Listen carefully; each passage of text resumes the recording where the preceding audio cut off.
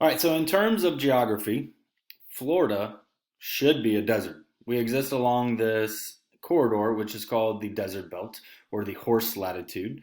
And so it basically extends from about Tampa Bay, which is about 28 degrees north, to about 31 degrees north. And then vice versa, we also have a belt of deserts along the southern hemisphere.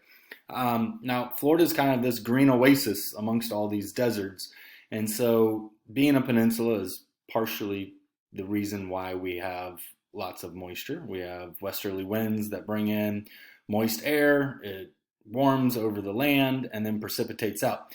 But being a peninsula doesn't explain it totally. If you look over here, we have the Baja Peninsula, it has the Gulf here, it has the Pacific Ocean, but it has mountainous terrain along this corridor, and that drives this moist air up into the air where it gets evaporated. And so Florida owes its rainfall to being a peninsula and its topography. We're relatively flat, and therefore we get about 54 inches of rainfall. Now, Florida has about 7,800 lakes, rivers, and streams.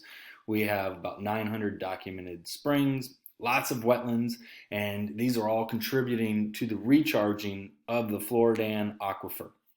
All right, so as a kid, I was always fascinated with rainfall. I can remember opening the newspaper and looking at the Tampa Bay Times and finding how much rain would have fallen in the last rainstorm, the average per month, the records for those months, and then just the total amount of rainfall we get per year.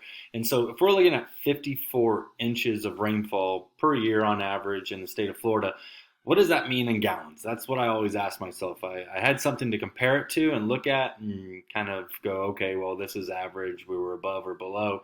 And I could tell if that was good or bad, but I really wanted to know how many gallons. And so this is a great little calculator here. It's provided by the U.S. Geological Survey. You can check out how much rainfall is on your home from one storm or per year, acres, or in this case, we're going to look at Pasco County. So the entire county is about 868 square miles. Of that, 747 are land, and then about 122 of those square miles are considered waters, rivers, lakes, and things that we have here in our county. And so if we just take an average of about 50 inches and look at what that means in gallons, we're going to get a number that's pretty astonishing. That's about 754 billion gallons of water annually each year just in Pasco County. So now extrapolate that and think about the entire state. We get trillions of gallons of water that fall onto our state each year. And so we're going to look into what happens to that water once it falls on our state. Where does it go? And how does that help benefit our aquifers? All right, limestone belongs to a group of rocks that are known as karst. And karst topographies include dolomite, gypsum, and limestone. These rocks are dissolvable by weak acids, and in our state, our rainfall averages about 5.4, which is just slightly above acidic rainfall. Pasco County has four river basins and then the Green Swamp Basin. Now, each of these contribute to one river, where Green Swamp is going to contribute to multiple rivers. So we have the Withlacoochee River, the Hillsborough River, the Anclote, and the Pythala-Chascody River. And so these boxes are defining how water moves across the surface of the land to get to these main trunks of the rivers associated with these different river basins. And so each river basin is going to have smaller watersheds that might lead to tributaries that eventually lead to the main river. Now, as water falls on our state, as it's falling, it's collecting carbon dioxide and sulfur dioxide, and mixing that with water becomes carbonic acid and sulfuric acid. And so as that water penetrates and moves through our soil down into our bedrock, it's eating away at that limestone. So there's this acid-base reaction because of the acidity of our rainfall. And so that's an important part to how water moves underneath our state. So watersheds, river basins, they're a little bit different than spring sheds. These are going to be controlled by the topography of the land, where a spring shed is going to be determined by the geology and the pressure underground. All right, so there are two factors that greatly influence how water moves in our state. One is the porosity. And so porosity is defined by the amount of space in between the grains. And so with sand, you're going to have less porosity, more tightly compacted. With gravel, or like our bedrock here in the state of Florida, you're going to have greater porosity. The second thing is permeability, and this is for the movement of water, how fast that water moves. And so when you have higher porosity, you have higher permeability. And so as I squirt this water in here, you can see it moving down through the column of rocks until eventually it starts to pour out back into the beaker here. So I just did 40 milliliters of water there, do 40 milliliters of water in this one, and you can notice that the rate of descent is much slower and more confining. And now we have different types of granules. We have what's called clay, which is going to be finely packed. That's going to be that confining layer of our state. And then we have silts, which are more powdery, really fine powder, but a little bit larger than clay particles. And then you have sand, and sand can go from fine to coarse. And it takes a lot longer for the water to move through sand, but you do get more of a filtration. So this is a benefit of the sand layer above our clay layer, and then allowing for the water to seep down into the aquifer in those recharge areas where there's a break in the confinement. So this is probably one of the best groundwater illustrations I've seen. They've got a lot of stuff on here. I have two things I might have added. One, the water table does somewhat follow the contours of the line of land, but I'm being a little picky there.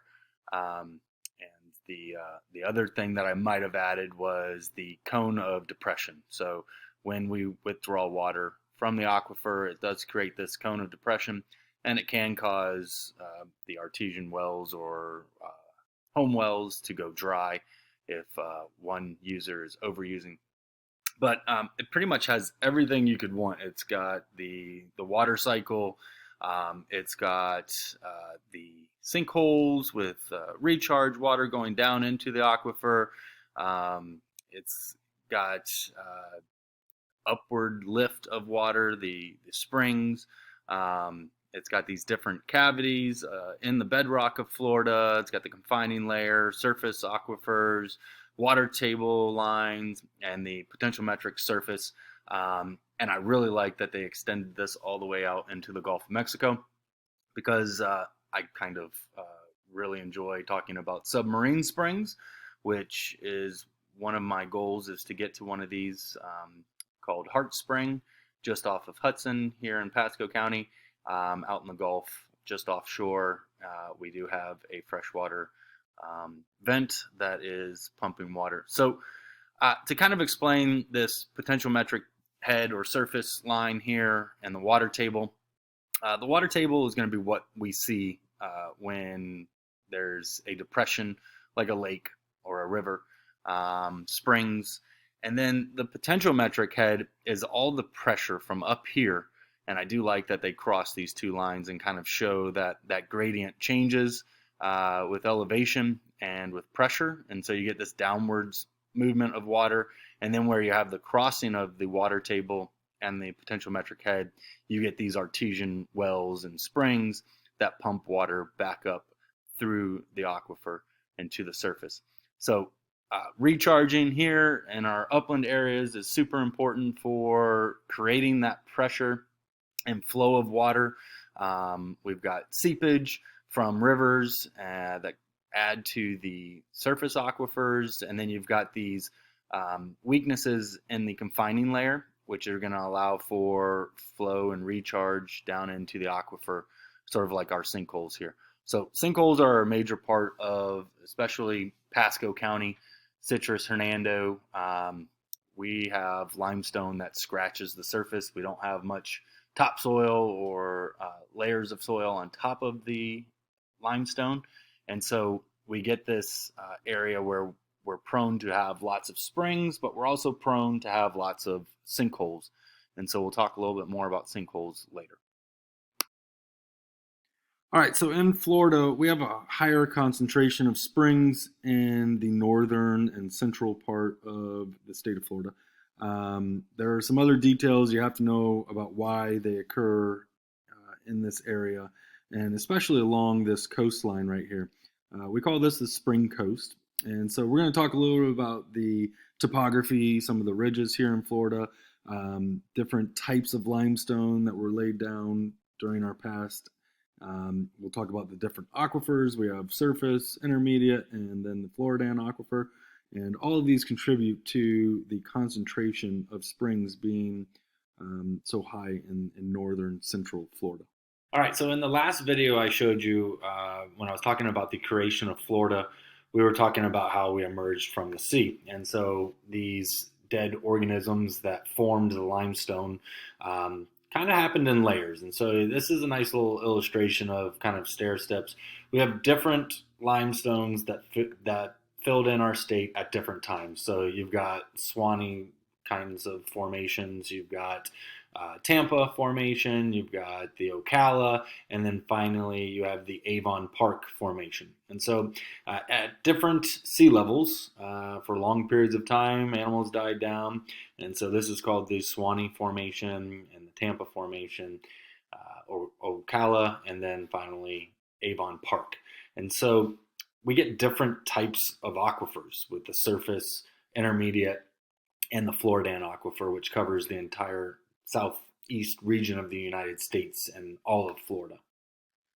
All right, so in Florida, we have different types of aquifers because of that layering of the different limestone. We have surface aquifers, we have sand and gravel aquifers, intermediate and really deep aquifers like the Floridan aquifer, which can be up to about 600 feet deep in central Florida, where that Avon Park formation was. Now, up in this area, you're going to notice that we have unconfined and semi-confined aquifers, and this is where you're going to have the higher concentration of springs, where in the confined layer of the Floridan aquifer, you won't see that discharge of water. So in northern Florida, we're going to see this unconfined, semi-confined area produce lots of springs. All right, so we're really fortunate to have so many springs and such a high concentration. It's believed to be one of the highest concentration of springs in the world. But with everything that's good, there's also some trade-offs and some things that are bad. This is a map showing areas that are prone to sinkholes. And so Pasco, Hernando, Citrus County, sinkhole capital of the world, we get lots of sinkholes because our karst topography, that limestone is so close to the surface. Anytime that we have hard rainstorms, lots of water recharging, going back down into the aquifer is going to draw some of that surface material down with it. And so we get subsidence and sometimes total collapse sinkholes in these areas because of that topography. But we also have problems with saltwater intrusion, and that can be from overpumping, which can also lead to more sinkholes. So for every 1 foot of fresh water we take out of the aquifer, we see 40 feet of saltwater intrusion. Now, saltwater is just slightly more dense than freshwater, so freshwater sits on top of it, but just a minimum amount of reduction will cause that interface to change. So finally, this is a topo map of Florida. It shows the elevation change in our state, the red being the highest, purples being the lowest. So obviously here in the Everglades, barely just above sea level. And then we do have ridges in the state of Florida, and they play a major part in our aquifer. This is the Lake Wales Ridge. We have the Brooksville Ridge. And so these higher elevated areas also have a higher concentration of lakes. And so these lakes are acting like a weight, pushing down on a balloon that's underneath our state. And so all of that pressure is finding its way through concentration gradients and allowing that water to flow out. And so that's one of the reasons we have all of the accumulation of springs in this area, is because of this elevated ridge down the backbone of Florida. All right, so this is a great way to conclude our Waters Journey video with a nice rainy day here in the state of Florida. It's pretty incredible that Florida could have been a desert, but we get trillions of gallons of water that fall in our state that's slightly acidic. It's going to eat away at that karst material. It's going to carve out these tunnels underneath our state, these water highway systems that are so important to us. We get our drinking water from them, and it's so important that we don't overuse them and allow for sinkhole creation and for saltwater intrusion. And so I hope you join me next time. My plan is, with a little better weather next week, hopefully I get out to some of the submarine springs here off the state of Florida, and we're going to go to what's called Heart Spring and Salt Springs in Pasco County, and talk a little bit about the water chemistry and how those springs play a major role in our estuaries along our coastline.